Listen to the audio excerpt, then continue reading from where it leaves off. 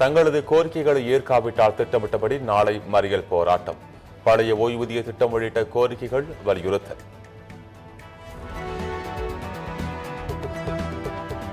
நாம் தமிழர் கட்சியிலிருந்து மகளிர் பாசறை ஒருங்கிணைப்பாளர் காளியம்மாள் விலகல். காலத்தின் சுழலால் விலகுவதாக அறிவிப்பு.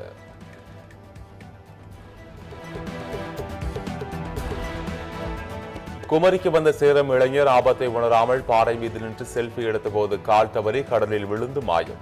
நீண்ட போராட்டத்திற்கு பின் கரை ஒதுங்கிய இளைஞர் உடல்.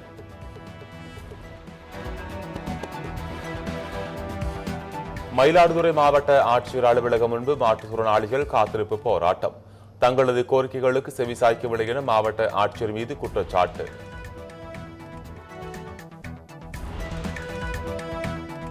அமைச்சர்கள் குழு நடத்திய பேச்சுவார்த்தையை தொடர்ந்து அரசு ஊழியர்கள் சங்கம் அறிவித்த போராட்டம் தற்காலிகமாக வாபஸ்.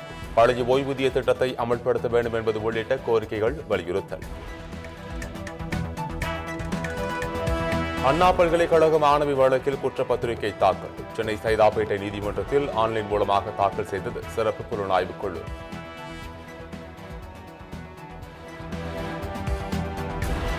கூகுள் மேப் பார்த்து சொகுசு பங்களாக்களை கொள்ளையடித்ததாக போலீசில் ஞானசேகரன் வாக்குமூலம். சிசிடிவி கேமராக்கள் இல்லாத வீடுகளை குறிவைத்து கொள்ளை. தமிழ்நாடு முழுவதும் 1000 இடங்களில் முதல்வர் மருந்தகங்களை சென்னையில் முதலமைச்சர் மு க ஸ்டாலின் திறந்து வைத்தார். முதல்வர் மருந்தகங்களால் 1000 பேருக்கு வேலை வாய்ப்பு.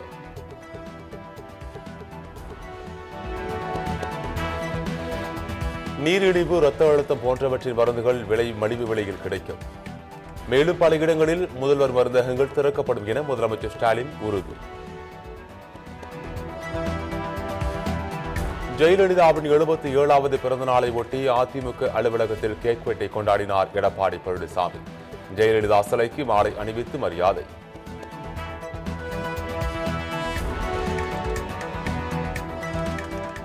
ஓனா யார், வெள்ளாடு யார் என்பதை சொன்னவரிடம் கேளுங்கள். சென்னையில் இபிஎஸ் பங்கேற்ற ஜெயலலிதா பிறந்தநாள் விழாவை புறக்கணித்த செங்கோட்டையன் காட்டம்.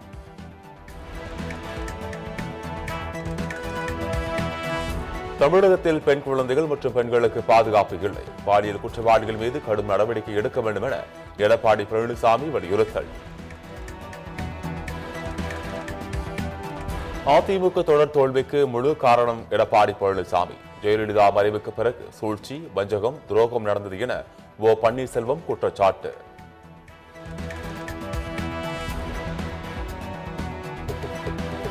ஜெயலலிதாவின் போயஸ் கார்டன் வீட்டில் நடைபெற்ற பிறந்தநாள் விழாவில் பங்கேற்றார் நடிகர் ரஜினிகாந்த்.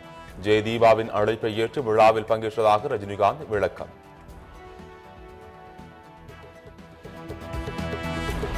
தமிழகத்தில் வருகின்ற 28ஆம் தேதி தூத்துக்குடி, கன்னியாகுமரி, நெல்லை, ராமநாதபுரம் உள்ளிட்ட 9 மாவட்டங்களில் மழைக்கு வாய்ப்பு. சென்னையில் அதிகாலையில் பனிமூட்டம் காணப்படும் என வானிலை மையம் தகவல்.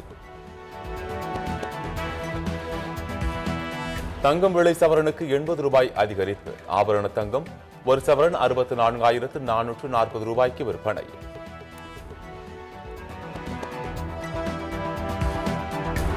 திருவாரூர் அருகே சரக்கு ரயில் தரம் புரண்டதால் பரபரப்பு. தண்டவாளத்தில் இருந்து இறங்கிய பெட்டிகளை சரி செய்யும் பணி தீவிரம். ராஜஸ்தானில் 6 எம்எல்ஏக்கள் சஸ்பெண்ட் செய்யப்பட்டதை கண்டித்து சட்டப்பேரவையை முற்றுகையிட்டு காங்கிரஸ் போராட்டம்.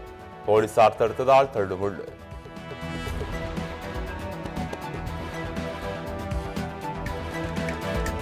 குஜராத் மாநிலம் அகமதாபாத்தில் ஏப்ரல் 8, 9ஆம் தேதிகளில் அகில இந்திய காங்கிரஸ் செயற்குழு கூட்டம். காங்கிரஸில் முக்கிய முடிவுகள் எடுக்க வாய்ப்பு.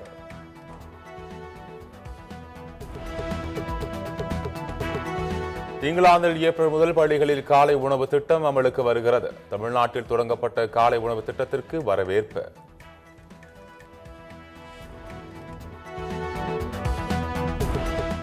ஜம்மு காஷ்மீர் ராஜ்பாக் பகுதியில் வீடு ஒன்றில் திடீர் தீ விபத்து. பல மணி நேரம் போராடி தீயை கட்டுக்குள் கொண்டு வந்த தீயணைப்பு வீரர்கள்.